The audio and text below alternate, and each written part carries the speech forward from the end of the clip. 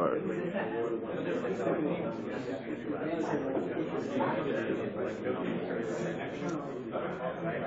All right. Hello, everybody. Can I have your attention, please? Good morning. So, before we begin the class, let me make an announcement. Tomorrow, on Wednesday, we'll have our first class quiz. I think we talked about it a little bit previously. Everybody know about it? Or is it a surprise to you that Wednesday is a class quiz? So, Wednesday, we have a entire, 1 hour of class, right? We'll not utilize the entire 1 hour for class quiz.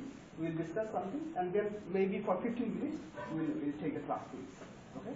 The class quiz will basically be an MCQ, multiple choice questions. It will be online. You will enter your canvas and you take the exam. Okay? Everything is open. Your book is open. Internet is open. Right? Just make sure that you bring your laptop, okay? And it's fully charged. Don't come here and say that it's gone. Please. Then I cannot do anything. Is it clear to everybody? And I also make an announcement in the canvas. It says that it just reminds what I just said to you. And in addition to that, it also gives you an example of what kind of questions you might see tomorrow, like on every quiz. So let me read it out for yourself. I say that one of the sample question could be this. So it has a prompt and 4 different options. You will choose which one is correct. Okay? So let me read it out. It says, in a Winchell's machine, what happens if you connect 2 metallic balls with aluminum foil and keep rotating the machine? I have shown Winchell's machine the other day, right? On the last Thursday. So if anyone misses the class, let me repeat. Winchell's machine is a kind of machine which creates charges on 2 metal balls if you mechanically rotate the disc. And we have seen that if you keep rotating, the charge keeps accumulating on those metallic balls, and at one point, the charge is so much that it breaks down to the air. It discharges to the air. Okay? So it creates a spark. And then we also did some little experiment. For instance, we connected those 2 metallic balls with aluminum foil. Aluminum foil is a conductor. And we noticed that if we connect those 2 metallic balls with the aluminum foil, and we keep rotating the disc, does it charge or does it discharge or not? Did you remember? It doesn't discharge. It doesn't discharge to the air. Why? Because all the charge, it goes to the aluminum foil. Okay? If you do not remember, let me draw the structure. So, Winchell's machine consists of a disc, and also it has 2 metallic balls. If you keep rotating the disc, we will continue to accumulate positive and negative charge on those 2 balls. At one point, the Q plus and Q minus will be too high, and at that point of time, these balls will discharge to the air, and that will give you a very, very bright light. Okay? If you connect those 2 metallic balls, let's say I connect those 2 metallic balls with another conductor, let's say an aluminum foil, then we won't see this kind of air discharge, because all the charge, instead of getting accumulated, it will simply pass through this wire. Okay, is it clear to everyone? So we will do. In fact, this is the question that we will see. One of the questions will be this. Just click out. Please don't fail me, guys. And I also, for your convenience, I marked what is the right answer. So please. That would be the dumbest thing ever if anybody misses this question. Please, don't fail me. Okay? And all the other questions would be exactly like this. Something that we have discussed in the class, something we have shown, demonstrated in the class experiment, or discussed in the blackboard, something like this. Okay? So, it's very important for you guys to consult with your class notes. Take also a look into your peers' class notes, your friends' class notes. Maybe they are also noting down something that you might have missed. So talk to people, make a team, very good team, and then I believe that it will be an easy peasy cake for you for the exam. Okay? Is it clear? Go ahead. Are you saying we can look at our classmates' notes during the quiz? No, not in not during the quiz, before that. Okay?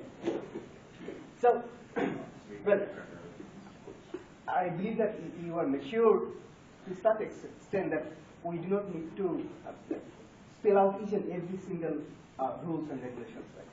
So, think it like this: that whatever appears to be fair for you would be the rules. Okay? If you think that you are doing something that might not be fair to make a good judgment, then it's not fair. Okay? Don't do it. But as I say, that as much discussion as possible before the class with your peers, you can discuss with me. Everything is open during the exam also. Okay? So if you forget something, you can Google it. Okay? But make sure that you make enough practice, because the thing one is that if you do not go through the material, it's absolutely difficult to just Google it in the actual quiz. You won't know that what to Google. Okay, like if you just Google these things to internet, if you just Google these questions, I mean, will you get the right answer? I don't think you will get the right answer. Google won't even know what it's talking about. Okay. So that's it. And any questions up to this point? That what kind of question we might face tomorrow? If you still have some questions, I'm always open, so please knock at the door. And by the way, I think I might have not said what people call me, Dr. Joy, and my room number is maybe 2263. My regular office hour is Thursday from 2 to 4 p.m. But if you think that you need to discuss something beyond that office hours, I'm always open. Okay? Just knock at the door. All right. So with that, we can start discussion for today.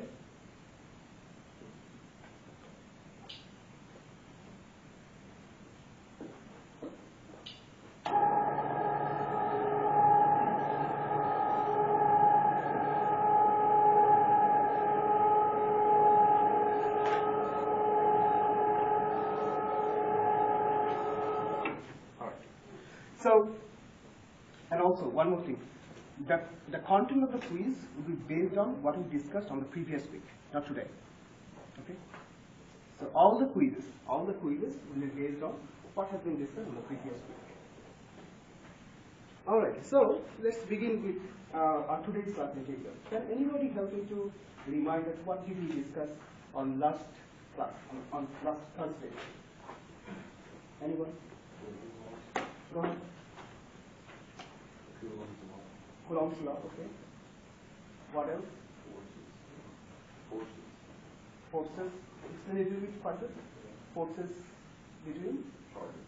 Forces between charges. Okay. What else? Coordinates. Coordinates, right. We talked about calculus also a little bit, right? Do you remember? We say that why calculus is important and how do we utilize calculus in our life. And we of course talked about the Wilshire's machine, right? We showed a demonstrations. We showed that what happens if you attach two papers on those metallic balls and keep rotating the disk. Can you always remember what happens if you have two non-conductors? A paper is a non-conductor, and you stick to those non-conductors to these metal plates, and you build up charges. What do you think is going to happen? They touch together. Does everyone follow? Please ask questions or raise questions if you do not understand. Now, let me repeat a little bit on what we discussed the other day. We say if we have two metal balls and we attach some non-conductors, so these are papers. Okay? That's the non-conducting papers.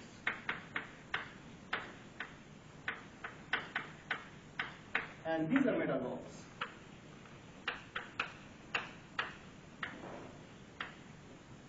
So if we keep building up charges, plus and minus q, then those charges, they will attract the atoms in such a way that atoms will be elongated a little bit.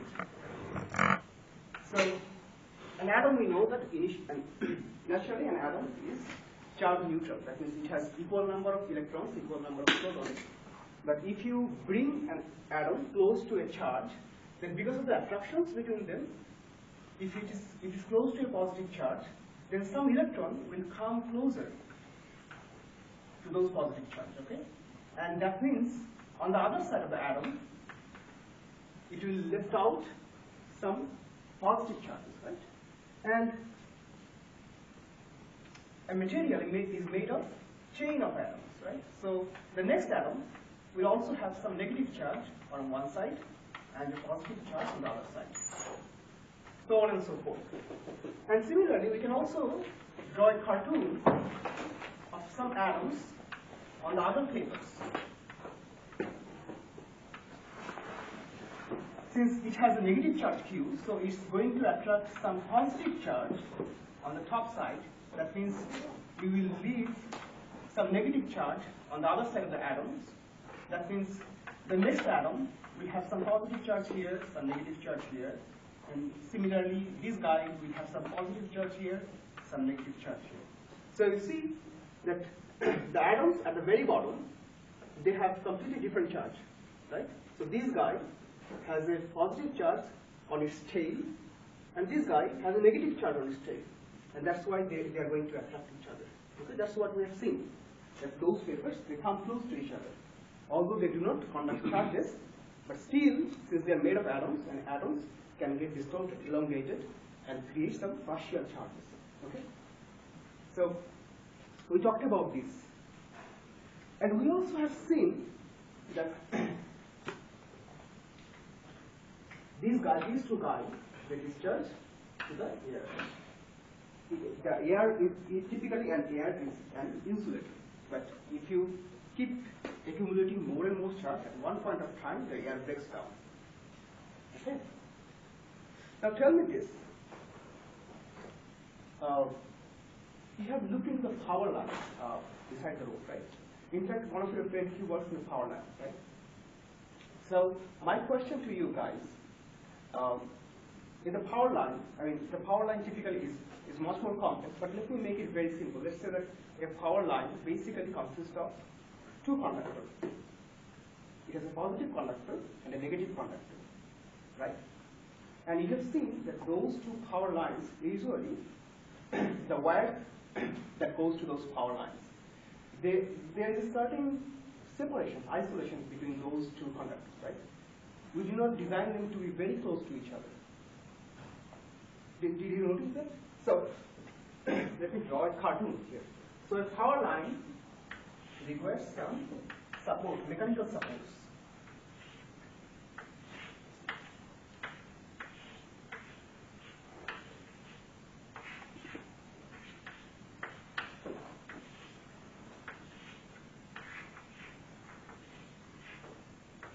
So typically these looks like the supporting structure that holds those power lines cables, right? And you would see that from one cable to another cable, let's say we have another poles here.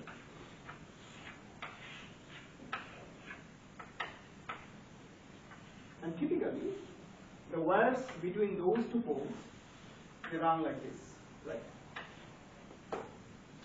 And you might have noticed that there's this minimum distance between those two wires, right? Does anyone know that what happens if I bring those wires very close to each other? Do you know? Or do you have any guess? What might happen? Lots of flame and spark and power. Right. It's not good, yeah. So what bad may happen? On those lines, a big explosion. Big explosion because of? Voltage and current. Right, right. So, you're absolutely right. Because of those wires are conducting two different kinds of charge. Maybe one guy is carrying positive charge, and one guy is carrying negative charge. So, you have to be very careful when you design those two poles, that those two wires must not come very close to each other, otherwise they will discharge and it can create a big accident, it can create even fire. So our best bet is that in order to reduce this kind of accident, we want to increase the separation between those two cables, right? So can we take those cables far away from each other so that no accident would happen ever? Is it okay? Like, it should be okay. At least you understand that there shouldn't be any chance of accident because these conductors are far away from each other. But is it practical? Why? Why is the problem? I mean, we're designing the power cables in the air, so air has a lot of spaces. Why is the problem? Nothing electrical, nothing about electromagnetism. It's something else. Infrastructure issue, like we Right. have more poles to put on further apart. They have weight. They have what? The wires have weight, so that Very good. drag it around. Very good. So the problem comes from the mechanical viewpoint. If you design the wires to be very, very far apart from each other, just to reduce any possibility of accidents, you have to design those poles which are very heavy, right? Like those materials are not cheap. So we need to think very carefully when we design stuff. We don't want to bring those wires very close to each other because they can discharge to the air. We also don't want them to be far apart from each other because then the supporting cables, the supporting structures would be very costly to build, correct? So that means there must be a very good estimation of how far those wires should be in order to reduce the chance of accident, at the same time in order to use as less material as possible for this mechanical part. Is that clear? Okay. So that means when we talk about an optimum distance, we need to understand and we need to calculate how much separation is good enough for us. Okay? How much separation is good enough so that we don't have discharge to the air. So that is something that we will try to understand today.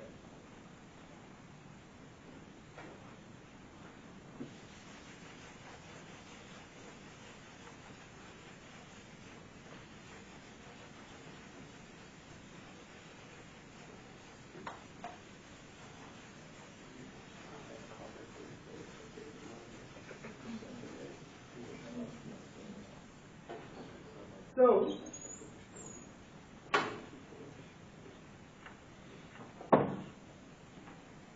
let us say that we have a conductor, it carries current, okay? And it has a lot of charges on its body. And we want to know what is the safest distance from this wire so that no discharge is going to happen. So in order to calculate the minimum separations between two wires, we need to calculate the electric field at a point at a distance d from this wire. Right? Now we have talked previously that if you take some charges, let's say we have 1, 2, 3, and 4 charges, and we tell you that what are the values of those charges, it's possible to calculate the electric field or the force, electric force, at a distance d from those charges. What kind of equations we are going to utilize if we want to calculate the electric force at this point because of all these 4 charges? Can anyone help me to guess? Q over D squared. Say it again. KQ over D squared. Right. So the force is actually K, Q is D squared. It's not actually force, it's electric field. It becomes force if you multiply it with another charge. Okay? So typically this Q can be taken as a fifth charge and it could be just 1 coulomb charge. So that means we can just forget about this small q and we can just think about what is the electric field. That pretty much will give you what is the safest distance. Now, if I have some finite number of charges, we are going to calculate the electric field by taking vector additions of all these charges and their contributions to this point, right? So remember that all these effect should be summed up vectorially. Vectorially means this guy is probably going to create a force in these directions, while this guy is going to create a force along these directions, right? Probably this guy is going to create a force along this direction, and this guy along that direction. So when you add up all these charges, you need to add all these 4 vectors, and most likely, if everything is symmetric, then most likely the resultant voltage will be along these directions. So this would be the total electric field as a summation of 4 different components. Right? Does everyone follow up to this point? Any question? Now, if this is a cable, real cable, do you think that we can isolate where the charges are, or do you think that charges will be all over the place along the cable? It will be continuous, right? A cable, which is a conductor, it has charges all over the body, right? So you cannot take just individual isolated charges and calculate the total amount of electric field. You take an infinite amount of time. It's just impossible, right? So in such case, we are fortunate because we have calculus. Calculus actually helps us to calculate a state where we have continuous charges or continuous distributions of a body. So instead of using some vector addition, we'll be utilizing differentials calculus, and we will integrate all the impact of these charges on a point. And today I'll show you that how exactly we are going to do that. Okay. So let me redraw it here in a chart on a very long piece of wire, and you see that this wire is typically going to have a continuous distribution of charges. Right? Continuous distribution of charges. That means we cannot calculate how many charges are there. But what we can do is that we can calculate the charge density. Charge density means how much charge is there per unit length of that wire. Okay? So let me write it here. Charge density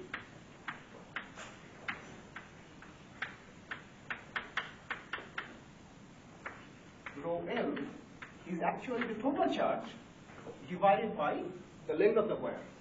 Okay? The total charge of the wire that we can calculate, we can measure, and we can also measure the length of the wire. If we divide them, then we will get the charge density. Okay?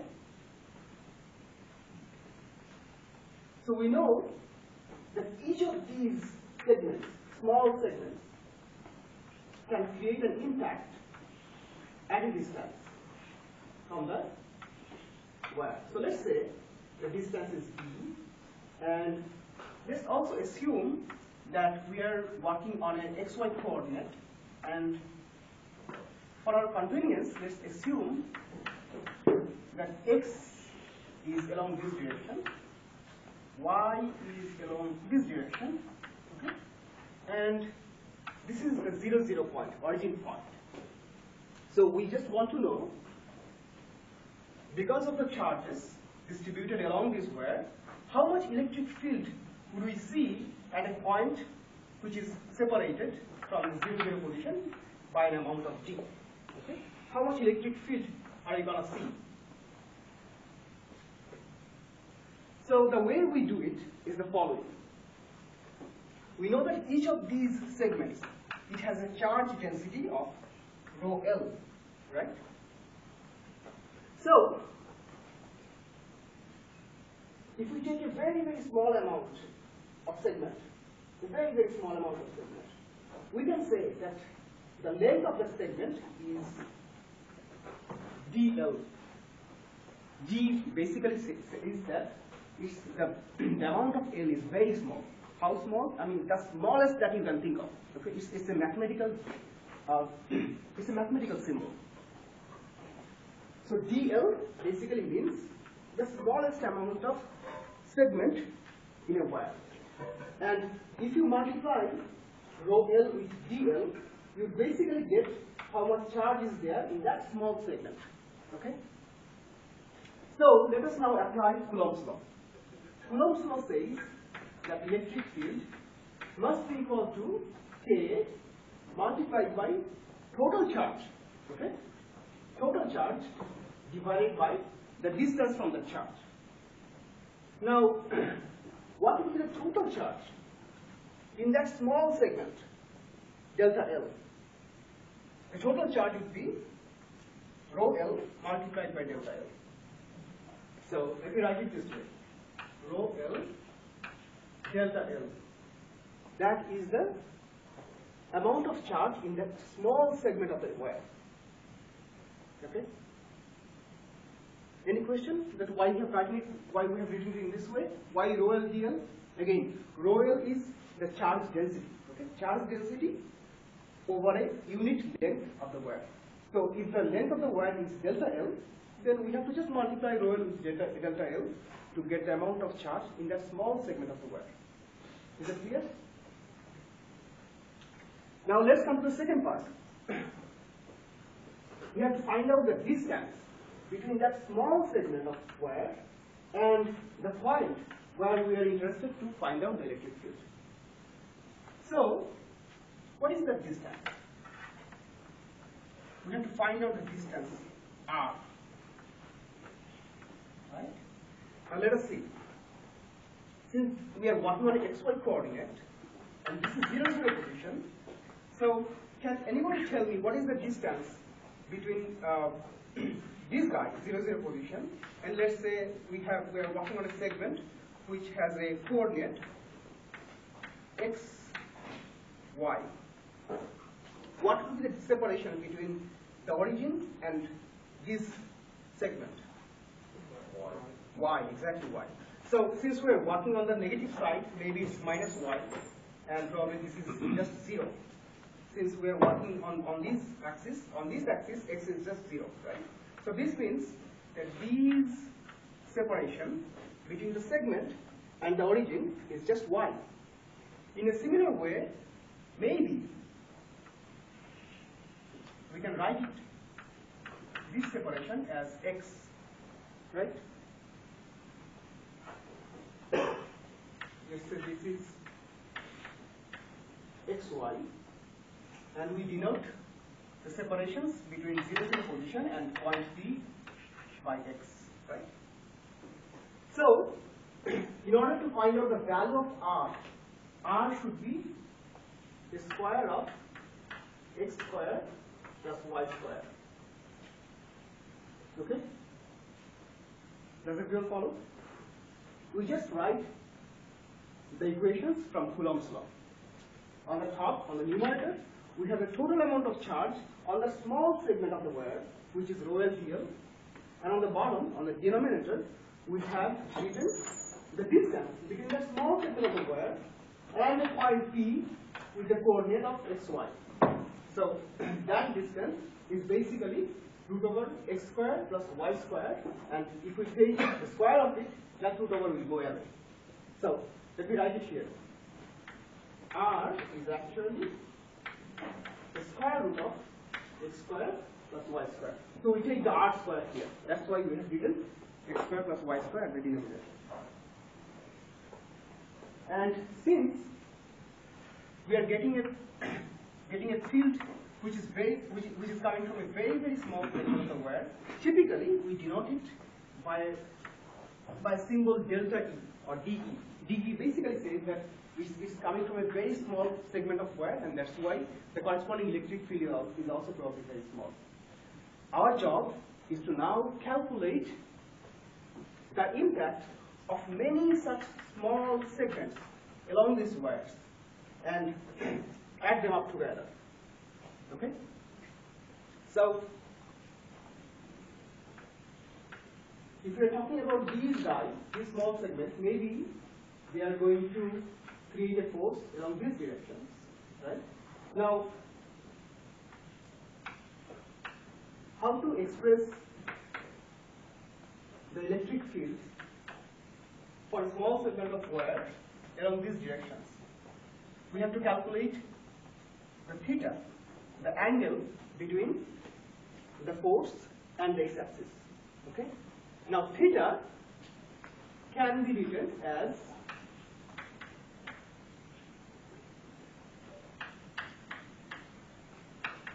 tan theta can be written as y over x. Okay? Tan theta is simply the perpendicular distance divided by the base y divided by x. So, if we want to explain this equation in terms of vector form, we are going to divide them into two different components. One component, since it is inclined along x direction, it will have one component along x-axis and one component along y-axis. Okay, y and z. And how we are going to write it? We are just going to write the component. One is cosine theta along the x direction, and one is sine theta along the y direction. Okay? So again, we are calculating the impact of a small segment of wire at a point P, and we are trying to calculate the electric field on that point because of this small segment. So we just figured out that this small segment will have a vector electric field. That vector electric field would have two different components along the x direction and along the y directions. And those two components can be expressed by this cosine theta multiplied by the x hat and sine theta multiplied by y hat. Remember that x hat is an unit vector along the x direction. Y hat means it's the unit vector along the y direction. Okay? Now tell me this. Since this is a very long wire, it's most likely that if we have a segment along these directions, maybe we will also have a mirror segment on the other end. Exactly at the same separations from the origin, right? So if we take those two pieces of wires, then we expect that this segment is also going to make an electric field directed along this direction, right? So for those two mirror segments, what will be the net impact?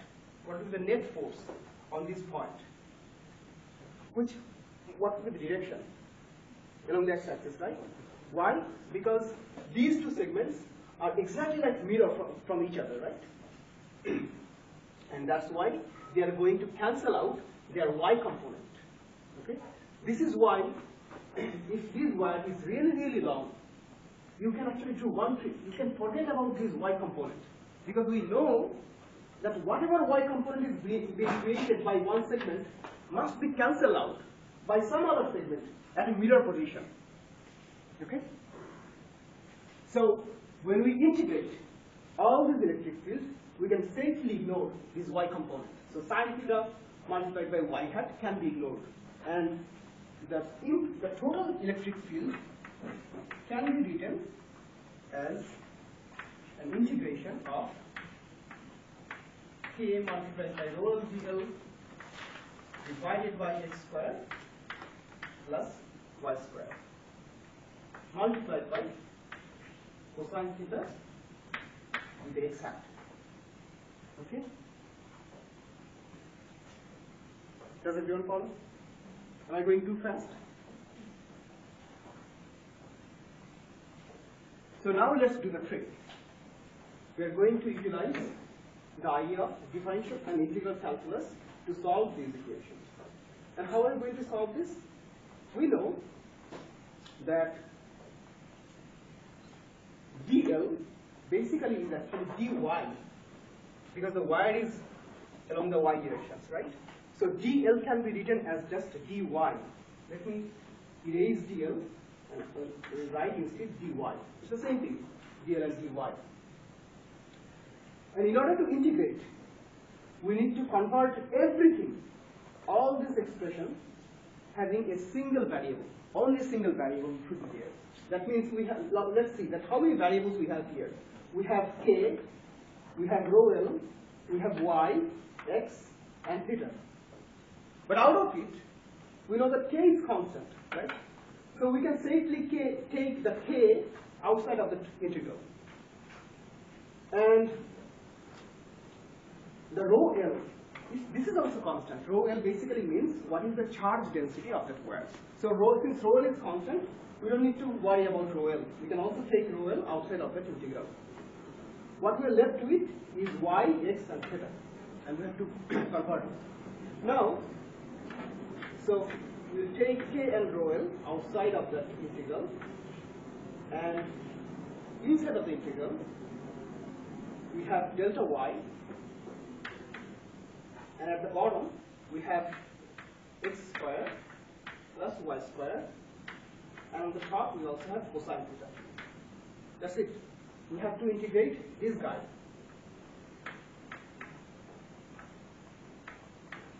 In the limit of positive and negative infinity. Okay? Why positive and negative infinity? Because we have assumed that the wire is infinitely long. Okay? Now, how we are going to convert all these variables into a single variable? Let's look at the value of x. X basically means how far this point P is from that wire. And we know that this distance is given by d. So x is basically d. It's not going to change. So x can be replaced by a constant value of d. Okay, x is gone. We have just two more variables. We have y and theta. And we have to convert between them. And how we are going to convert it? We will take help from this equation. Okay? It says tan theta is equal to y over x. We just know that x is d. X is the distance between the wires and the point that we are trying to calculate the electric field. So we can write tan theta as like this. We can write it as y equal to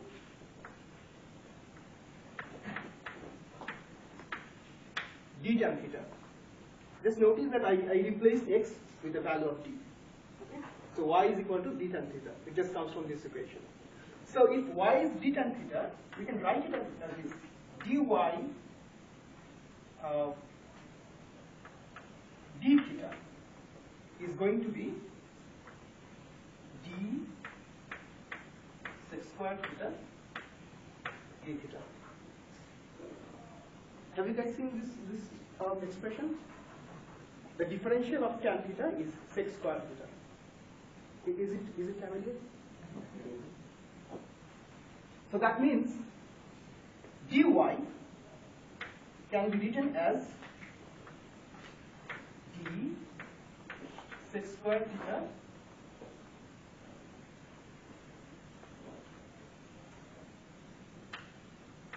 d theta. Sorry, I made a mistake. I wrote d theta here, but there will be only d sec squared theta. D theta is at the bottom of dy. Okay. So again, y is equal to d tan theta. That means we can differentiate y with respect to theta, and we will get d sec squared theta. We rearrange it little bit to get dy is equal to d. D means the distance between the wire and the point P, multiplied with sec squared theta d theta. So that means here we can replace dy entirely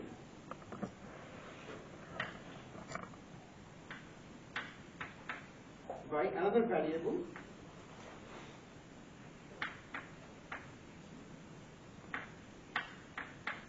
theta.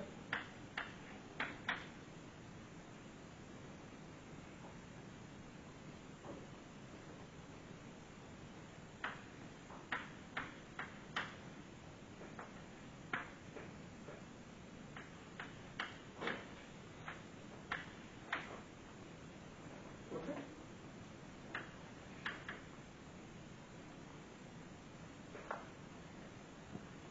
Can everyone see this last equation, or is it somehow blocked? Is it blocked? Oh, I forgot. Sorry for that. So I cannot change it. Let me write it again on this side.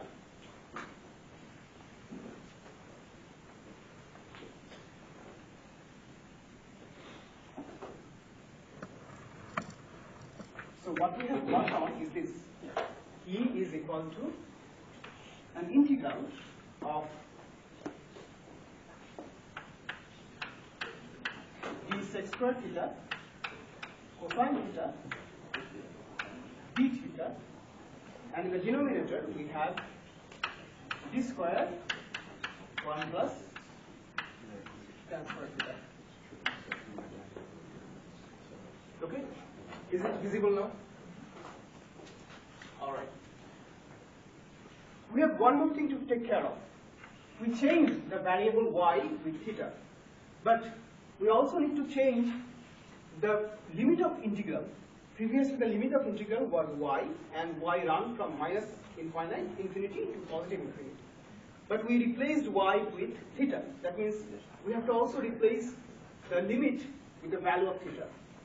Now let's look at here. If y is at negative infinity, what value would theta have in case of y is at negative infinity? Can anybody guess? Any guess? Let's look at here. If I take this piece of segment way further down, then this guy is going to go up, right? The value of theta is going to go up. So what is the maximum value of theta that it can take? If y is infinite, negative infinite, then this theta is going to take the positive 90-degree angle. Okay? So when y runs from negative infinity to positive infinity, theta would run from negative pi by 2 to positive pi by 2. Okay? And in fact, we can make it even simpler. We know that this entire system is symmetric. So we can take only half of it, okay? Only half of the wires, and multiply it by 2. So we can write it like the following. 2 multiplied by theta runs from 0 to positive pi by 2. And then we can cancel out some terms here. Look at this. 1 plus tan square theta is actually equal to sec square theta. Okay? 1 plus tan square theta is equal to sec square theta. If you forget the trigonometry, I recommend to just go and take another look. So 1 plus tan square theta and sec square theta can be cancelled out. Okay? That will leave us a very simple term. D cosine theta d theta. Okay?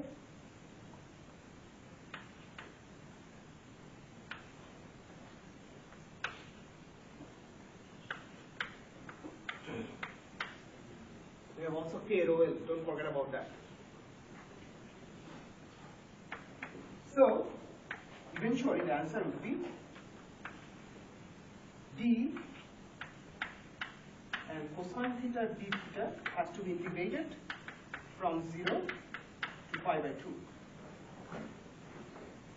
Okay? Yes, go ahead.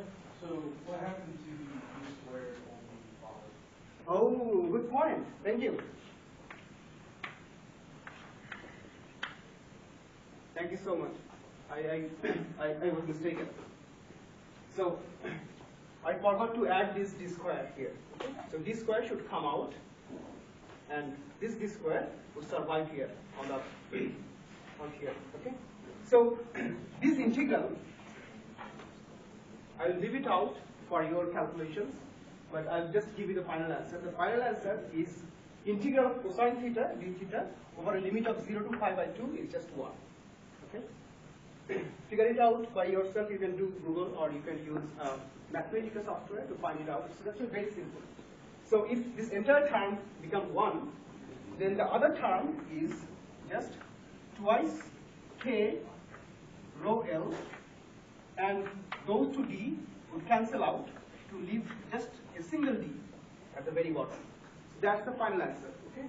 Twice k rho L divided by the separation d. Is that in the x-hat direction? Yes, that's the next action. Yes, absolutely. So because it's we know that it is symmetric, we have not calculated the y-axis component because we know that all this y-axis component would add up to 0. Okay? Does everyone follow up to this point? So the total electric field for infinitely long wire would be 2 multiplied by K multiplied by rho L divided by the separation between the point and the wire D. Yes, go ahead. Yes. Is the secant square theta in the numerator the same as the 1 plus in the top equation? Say it one more time. Yes. So you have secant squared theta in the numerator, and then 1 plus tangent squared theta in the denominator. Are those equivalent? And that's why you divide and cancel So the squares? the 6 squared theta and 1 plus 10 squared theta, they're same. Yeah, that's what I'm That's why cancel it out. Okay. Go ahead. Only part I'm lost on is going from DL to DY, so we're redefining L as going Right, after right. Y. So L is basically the wire segments. So since the wire is in the y direction, DL and DY are basically the same. Okay. Any other questions? Yes, go ahead. Where did the 2 come from? Oh, so since this system is symmetric means it is symmetric along this plane, right? It has equal number of parts on the top side and equal number of parts on the bottom side. That's why I just integrated. So you see the K rho L here is in the top line, but in the bottom line, I replaced the 2 factor and changed the limit from minus pi by 2 to pi by 2 by 0 to pi by 2. Okay, so I just considered only 1/2 of the system and multiplied it with 2. Okay, it's the same thing. If you do not multiply with 2, if you keep the limit as minus pi by 2 to plus pi by 2, you will get the 2 value. Okay, it's the same thing. All right. So I think I tired you guys a little bit. I know it's sometimes very suffocating. Oh man, too much math is going on. Too much math is going on. But as I say, sometimes as an engineer, we need to go through this kind of training, rigorous training. It's not always a fun thing. Because as an engineer, it's our duty to understand that how we are going to optimize a design. And as I say that when you are going to work on a power line, you have to make a decision that how much separation should be there between 2 wires. Okay? And in order to know that, you need to understand that how much electric field is there between those 2 wires. You cannot make those wires very close to each other because they will break the air. You cannot take them too far away because then the mechanical structure will be very expensive. That's the thing that I want you to retain, okay? You can forget how we are going to calculate all these things. It might be necessary for you to get a good grade, for sure, yes. But as you graduate from the class, let's say 2 years or 10 years down the line, I'm sure that you are not going to remember all these things. But do remember these things, that engineering is all about optimizations, okay? And in order to do optimizations, we need to calculate the mathematical steps. Okay? We can always look up the mathematics, but we cannot forget the intuition. Is that clear? All right. So,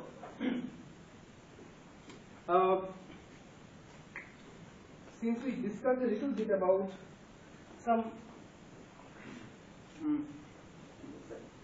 boring stuff, now it's my second duty to bring you all to life. So let me see if I can discuss something interesting. Not too much mathematical stuff, but something that you can understand through intuition.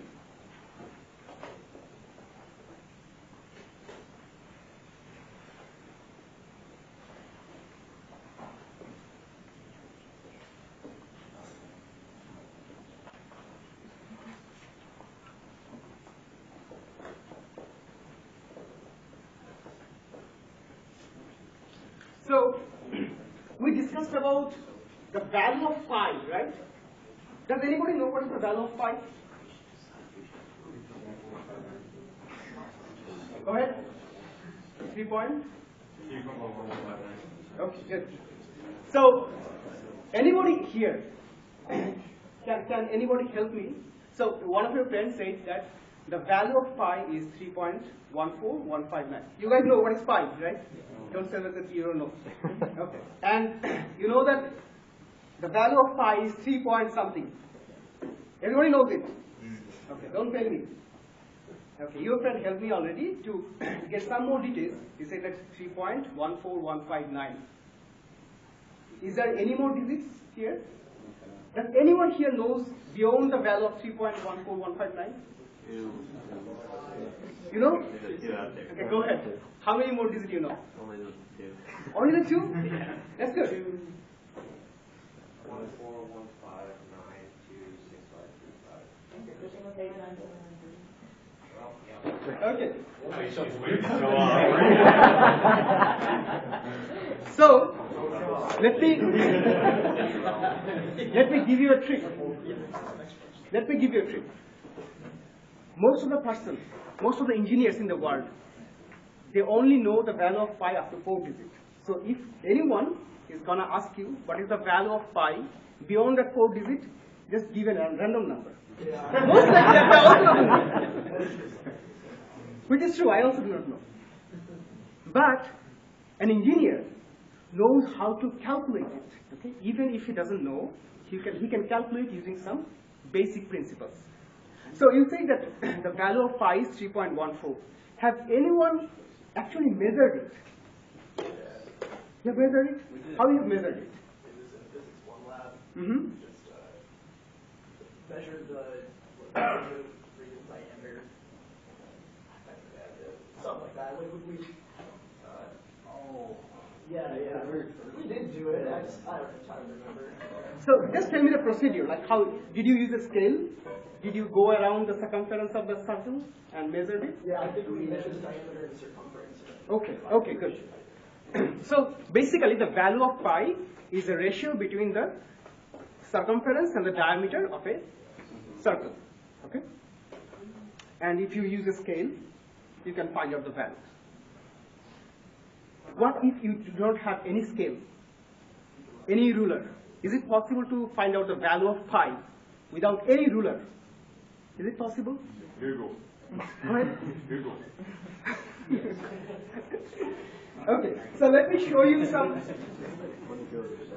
way to calculate the value of pi.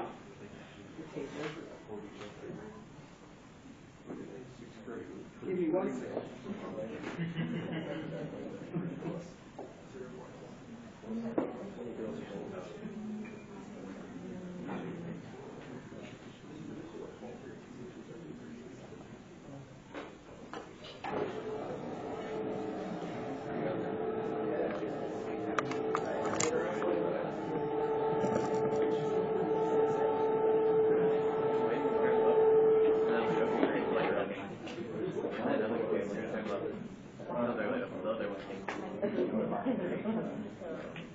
The other layer of hand. One person is doing. Yeah. Grab it really bad. Amy and grab.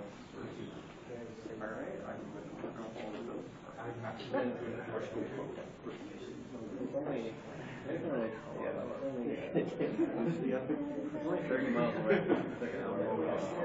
I go down to 5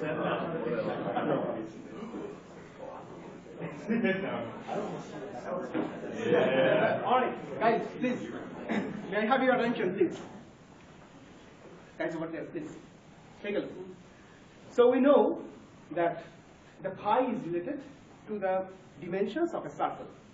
And you already told me that pi is the ratio between the circumference of a circle divided by its diameter. And does anyone know what is the area of a circle? Pi multiplied by r square, right? R is the radius. So we can do this. If we do not have any ruler, we can utilize calculating the area of a circle. And how are we going to calculate the area of a circle? It's not also very difficult. Even if we do not have a ruler, we can do this trick. We can divide a circle by many, many small grids, small number of squares. Okay? And we know that the area of a circle is pi r square. So if we take a circle with a radius of 1 unit, then the area of that circle would be just pi. Right?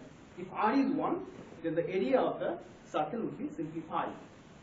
So we can do this. We can take a circle with a radius 1, and we can also take a square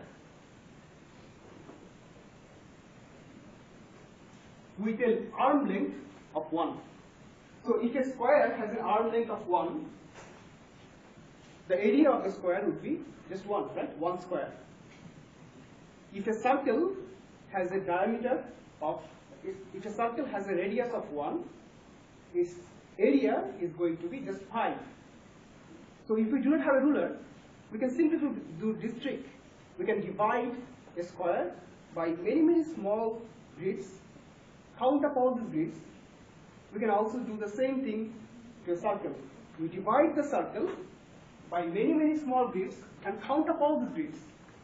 And we just take the ratio of those grids. So let's say we have a square, and here I have divided the square of arm length 1 by small grids, and you see the total number of small grids is just 100 here. Is it visible here, my cursor? Okay. And I take a circle. That circle has a radius of 1, and that's why when I divide that square, that circle, with many small squares, I get a total number of smaller squares is equal to 3.352. So 352 small grids inside a circle and 100 small grids inside a square. Can anyone tell me from those two values that what would be the value of pi? 3.52. Does everyone follow? So we are just calculating how many grids will be there inside those circles and comparing it with a grid number inside a square and take the ratio. So that ratio tells me that the value of pi is probably 3.52. We divide 352 by 100. 100 comes from here. Okay? The number of squares is 100. But we know that this is not right. It should be 3.15, something like that. It cannot be 3.52. So what is missing here? More squares. More squares, exactly. If we increase the number of squares, we will get better value of pi. Okay? So we can actually do this. We can make it somewhat better. So let me restart this calculation, and this time I'm going to increase the number of grids by a factor of 2. So now you see, the square has a grid number of 400 inside it, and the circle has a square number of 1332. So if you take those two values, you will get a value of pi which is 3.33. Okay, previously it was 3.52. Now we have slightly better values, right? Why? Because we have reduced the number of grids. So you understand that in order to get to the actual value of pi, we need to make those grids very, very small, like a pin, a dot of pin. Only then we will get the right values, right? But instead of using these grid values, we can use one other interesting thing. So let's say that we actually take a piece of paper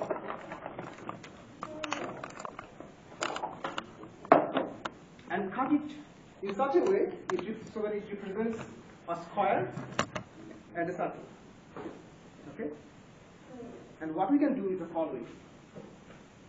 We can measure the weight of those circles and the square. Okay? If we do that and take the ratio of those weight, then the value of that ratio would be the value of pi. So let's see how it works.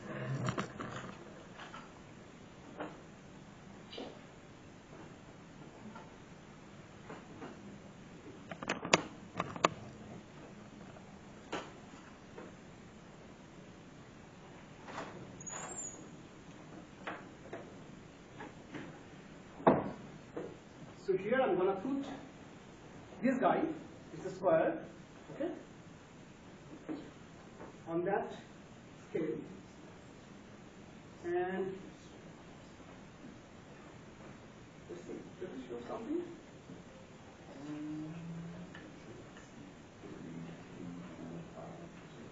Is it even visible? No. It's not?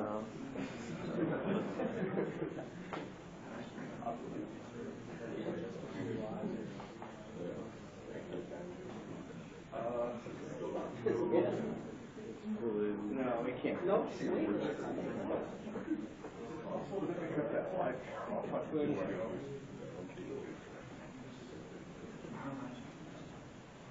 Oh, 3.2. It's very blurred, but can somebody read it for me? 3.23. 3.23. So can anybody take a note that the measurement of the weight of a square is 3.23. Okay? Now instead of a square, I'll take a circle and again measure its weight. Let's see how much value is there. Can 10.55. 10.55. Can anybody take the ratio of those? 10.55 divided by 3.23, right? What is the value? 3.266. 3.266. So that's actually somewhat better, but not quite close. Okay. The reason why it is not exactly 3.15 is because of what? Inconsistencies in the weight distribution. Weight distribution, good. So they are not, the weight is not equally distributed. It's not a uniform material, right? It's a very like irregular piece of paper. So that's one thing. The other thing is, when I cut it, I didn't cut it in a very precise way. I mean, I made human mistakes, errors, right? And because of that, it introduces some errors here. But we still get a value which is not quite bad. We get the value of 3.2, right? The actual value is 3.15. Not bad.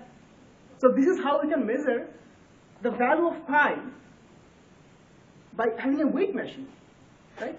So sometimes you will see that as an engineer, you may not have the right kind of tool. You may still have to find out some possible way to figure it out, okay? Some possible way. You always have to come up with some new techniques, some new ideas to measure something or to analyze something. So keep this in mind, that an engineer always has to have a diversified state of mind. He needs to think about a lot of different laws and physics in order to find out his way. Okay? So I gave you this demonstration because the number pi, it appears often, very often in our life, especially when you start to do the mathematics. The value of pi will appear left and right. But it's not quite common that we actually measure the value of pi. So today it is a demonstration that how we can do that. All right, guys, thank you so much for your time. I think we are pretty close. We can dismiss the class. So take preparation for tomorrow's exam. Make sure that you talk to your peers. And as I say, that all these class quiz will be entirely based on the class discussion. Okay? So I hope that you will be able to follow it. Thank you.